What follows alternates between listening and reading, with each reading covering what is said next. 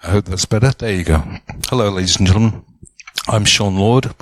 I work for a firm called TrapX, an Israeli-American deception technology company. And I thought I would dispense with any sort of product placement or any promotion of my firm and talk about deception technology. So that's the purpose of this talk today, to be able to give you a better understanding of what deception tech actually does, what it means, and what its implications are. So one starts with the premise that deception is being applied, certainly in warfare, from thousands of years ago. And the idea that to deceive one's enemy in order to be able to win a battle without fighting the battle is the ultimate definition of war success was founded by Sun Tzu in The Art of War. Of course, we used it. This is an illustration of how the British and the Americans, just before D-Day, were able to establish fake armies. Of course, Patton was believed to be mounting an attack, I believe, on Cherbourg, and by the use of fake assets, which is an illustration, this is what this is trying to do. By the use of fake assets, they convinced German reconnaissance that their intended target, they misled them on what the intended target was. Okay, so let's get into it. I scrape quite a bit of information from what Gartner have been saying. Gartner have decided that this particular sector is of keen interest to them. They've released 4 separate reports in 2019, and I take a lot of their definitions. Here's a definition up on the screen. I always work on the principle that any person presenting that reads from the screen is not doing the audience any favors. So if I can, I'm just going to summarize briefly what deception technology really means. So deception technology is when an entity, the legitimate entity, establishes a shadow network on which fake assets are placed, with there being no legitimate reason for those fake assets to be touched. Hacker comes into the network, or is already there, and then performs a scanning, i.e. a lateral movement, and it is that through the lateral movement that they will touch one of these fake emulations, which leads to an alert. Actually, what it leads to is a very high fidelity alert. So the premise is that by establishing fake, legitimate, or rather highly authentic fake assets on a network, if said asset is touched, there's no legitimate reason to do that, and that considerably helps the SOC teams in order to be able to identify which alerts that they should look for. So I have another slide later, and I'm getting ahead of myself, but what it really is what Gartner described it as, is a low friction, high fidelity alert system. And that's really what deception is all about. So I'm going to now look into some more detail about what a multi-layered deception strategy or deployment strategy might look like. This is generic. It's not explicit to us at all. Okay, so here, in a nutshell, is what an architecture looks like when one is deploying a deception network. And you'll see that there are inherently 4 component parts of a deception strategy. At the top, you'll see, in fact, pointer, there you go. At the top, you will see that there is a management console. This could be virtual or it could be hardware-based. Particularly relevant, for example, when one has, we have a number of, one of our largest customers is Unilever. And they have 300 factories globally. So if you needed to be able to protect a particular location, you can either centralize it in the cloud environment, or you can place a hardware management console on site in order to be able to aggregate the data. Secondly, you'll see these different types, essentially, of assets. So we'll start with deception tokens. I'm going to show you in a few moments how these are deployed and what they're used for. Emulated traps, which is the foundation. So the spine of deception is the creation of traps. And so there's probably quite a few people in this room that are reflecting on what is the difference between deception tech and honeypots. And the fundamental difference is the degree of sophistication of the trap itself. And that's what we're looking towards when we look at an emulated trap. So these emulated traps could be, and these different use cases could be, for example, an intellectual property lawyer has particular assets written and other patents and other that it wants to protect. That could be one of the individual traps deployed. A manufacturing firm could have particular SCADA related emulations that they wish to create, and a hospital could have, for example, MRI scanners or IoT devices that they want to create. So it really is customer dependent what type of trap you create, and the more mature the vendor, the wider the range of individual trap deployment options that you have. And lastly, in the highest degree of sophistication is to be able to provide a full operating system trap. So it will literally work with, it will respond back to queries from the hacker in order to be able to maintain its supposed legitimacy. And this is another advantage of deception, in as much as traditionally when you are on a network and you are protecting the network, if you see malicious activity, you want to kick them off as soon as possible. You can't afford to wait. You can't afford to linger. You have to get rid of them as soon as possible. But on a deception, a fake network or a shadow network, you can let them linger, because it's not actually touching any of your critical assets. And the advantage of that is that you learn more about their MO, about their particular, what their particular objectives are, and as such you can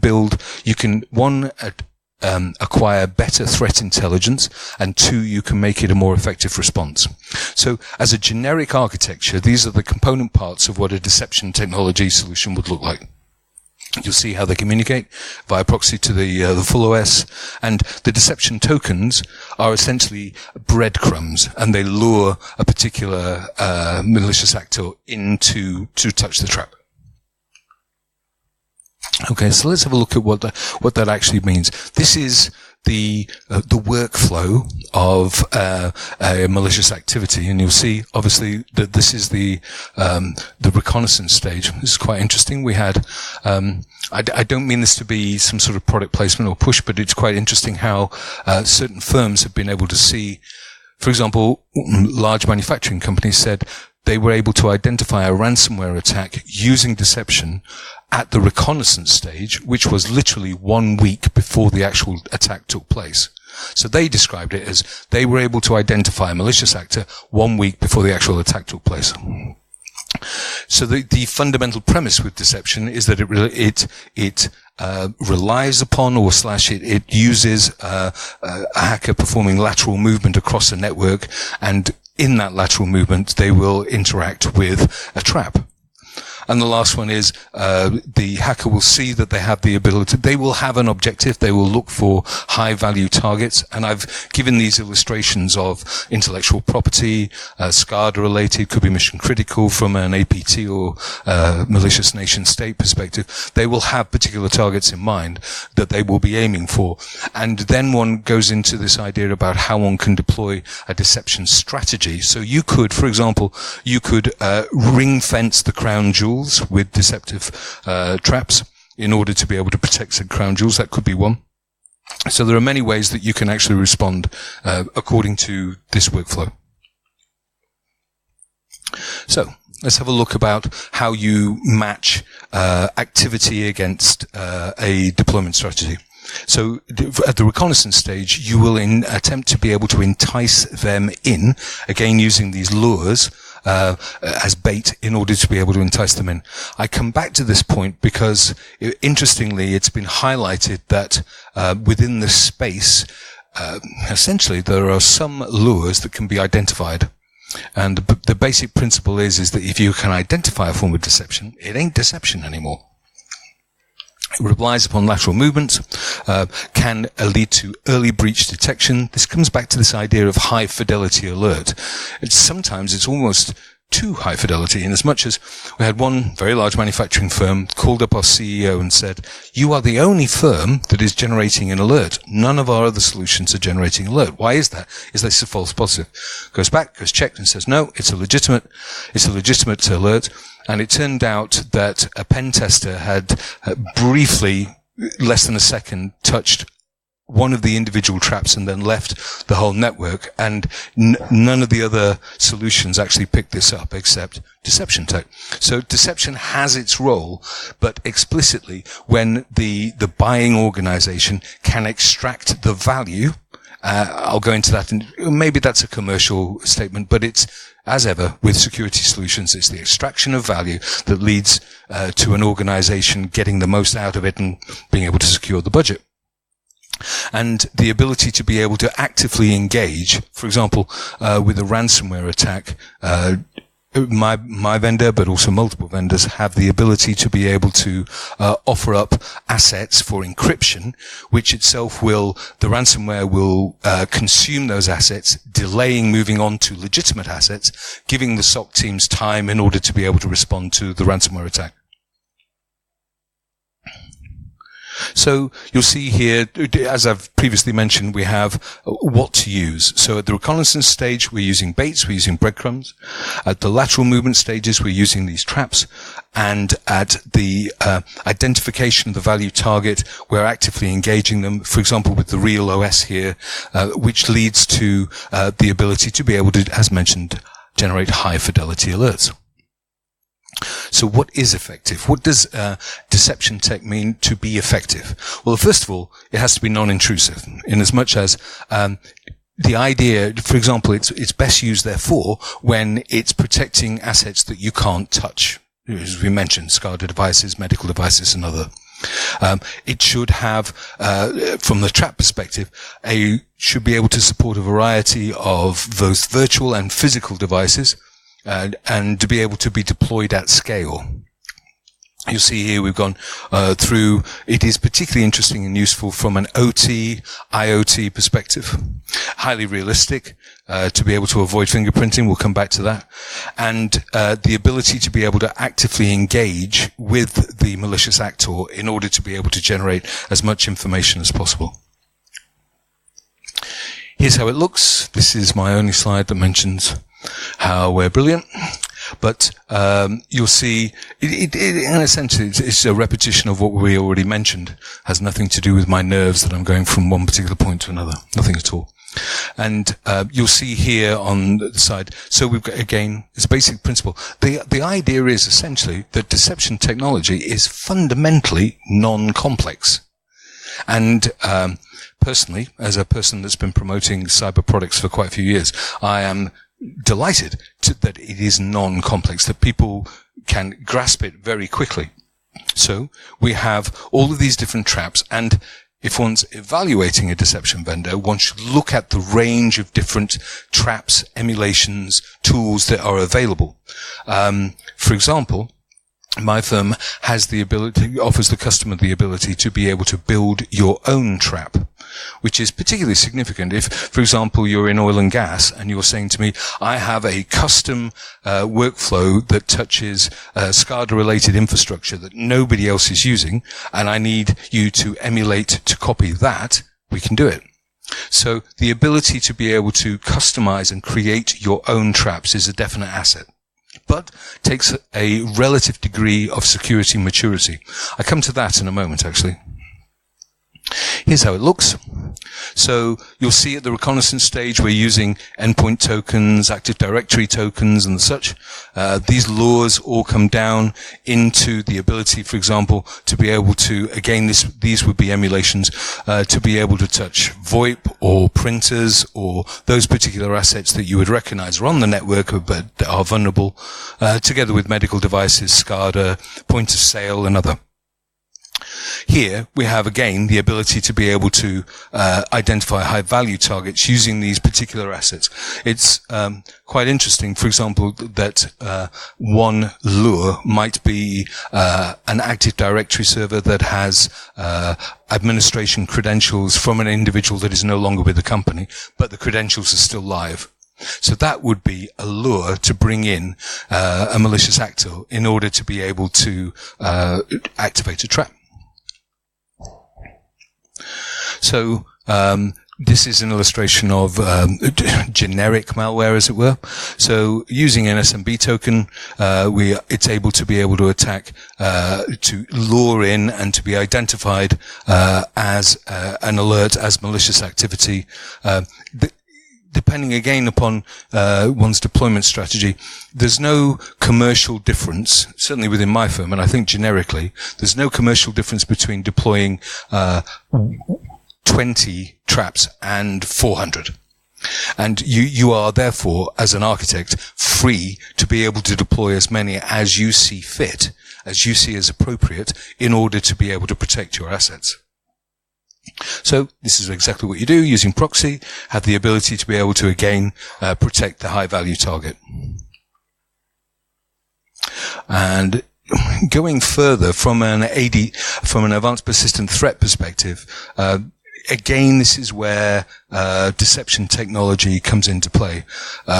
We as an organization, we're on these sort of geopolitical fault lines between certain nation states where, quite frankly, the weaker one wants a degree of protection against the stronger for example, its critical infrastructure assets.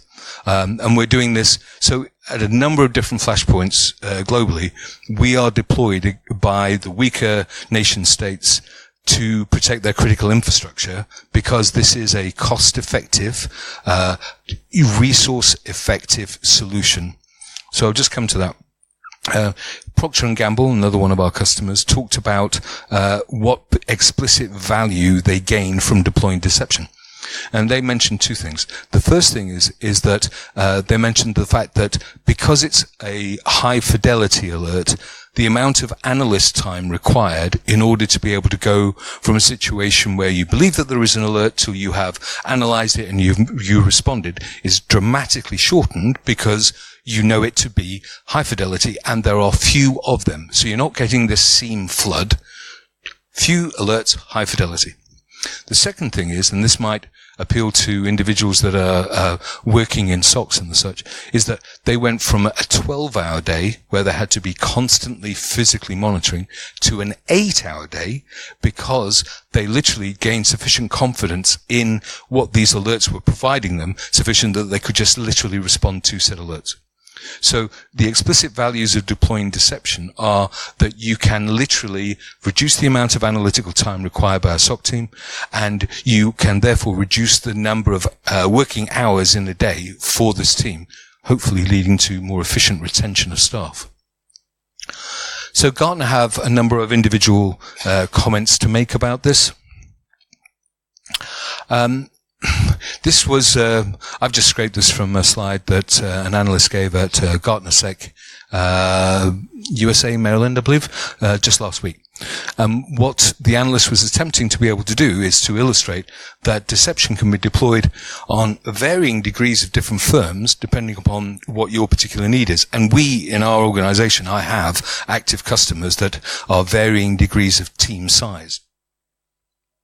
For example, on this particular side, I have a group of team. They run 160. They manage and run 160 ships globally, and they have one centralized security team, but it's more like an IT team than a SOC, and they rely upon deception technology around their particular infrastructure explicitly to give them a legitimate alert.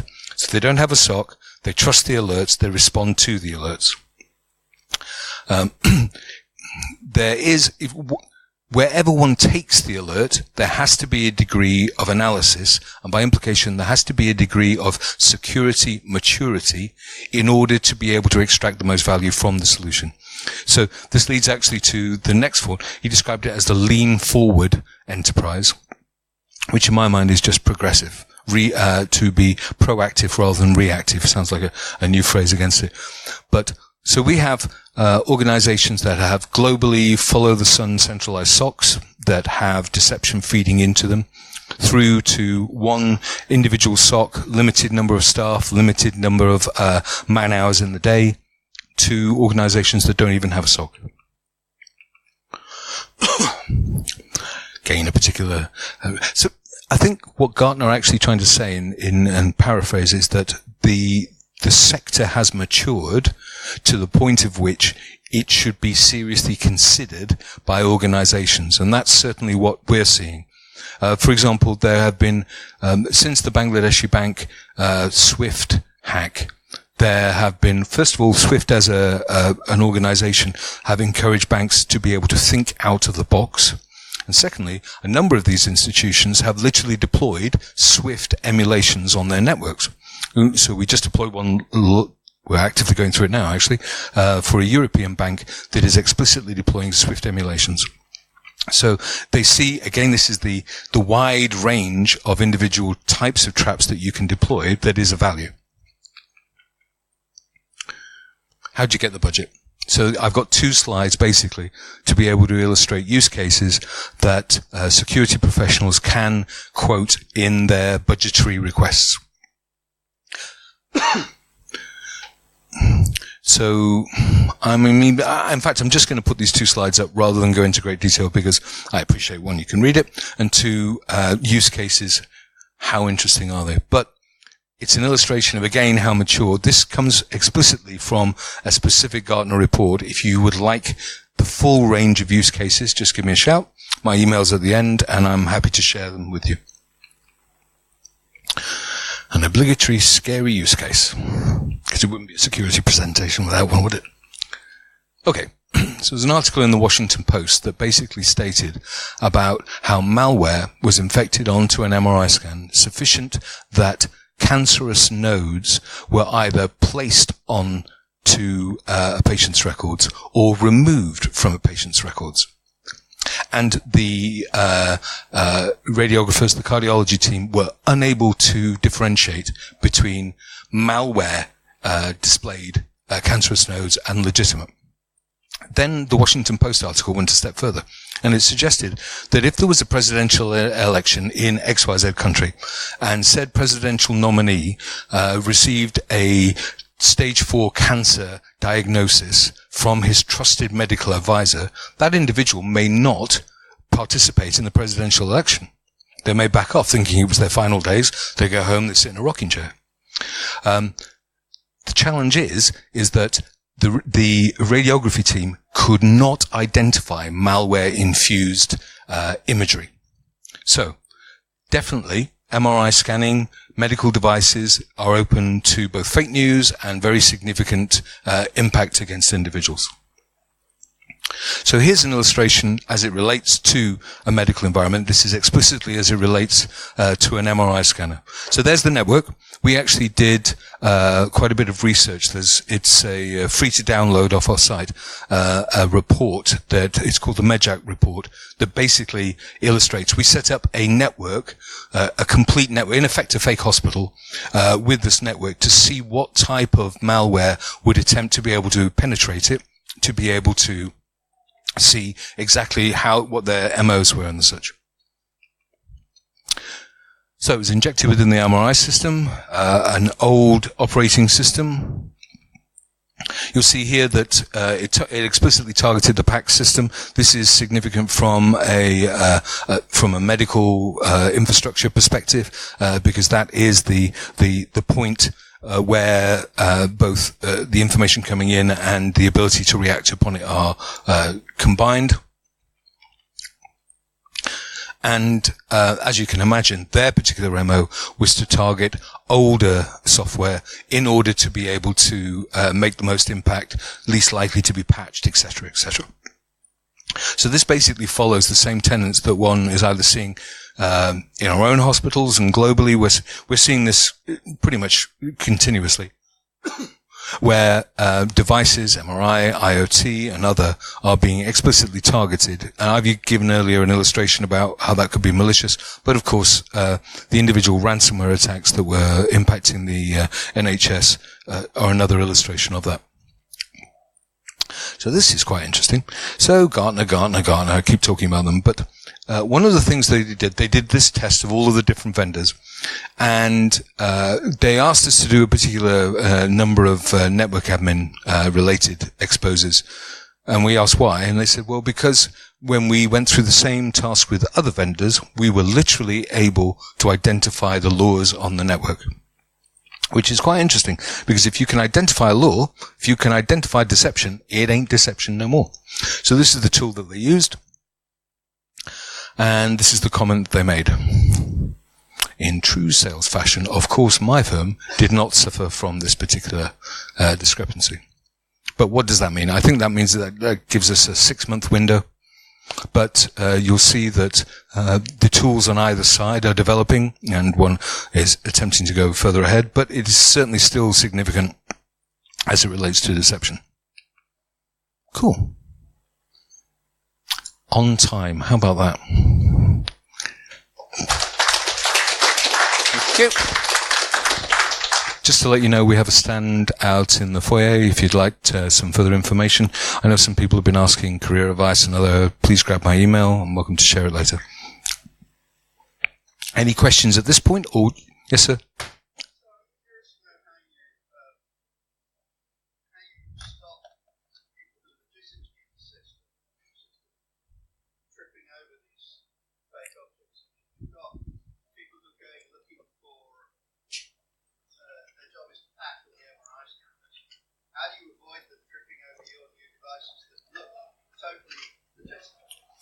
So I would answer by saying that there should be no legitimate reason to be able to trip the network. So, for example, if it's a shadow network, then legitimate patcher of MRI scans would be only working on the legitimate network and not on the shadow network. So then you have a list of things that doesn't include your shadow network. So if your attacker finds that, then the goal. Yes and no, in as much as one can also deploy dynamic trap deployment, which means that that individual list is constantly changing. So you have to have a legitimate list, otherwise your patch doesn't go. You have to have a list of legitimate targets. yes, yes. Around on your networks, otherwise your patch doesn't know where to work. So with that, you then have to protect amazingly well, otherwise you can validate the whole system. Or am I misunderstanding? No, and I think that you would just open that up and allow said legitimate patcher to be able to interact with the traps in such a way that you would recognize that an alert generated there. You would examine it, but at the same time you would allow it, you would know, you wouldn't whitelist it, because of course that could be another route in. For example. Cool, I'll get off the stage. Thank you very much.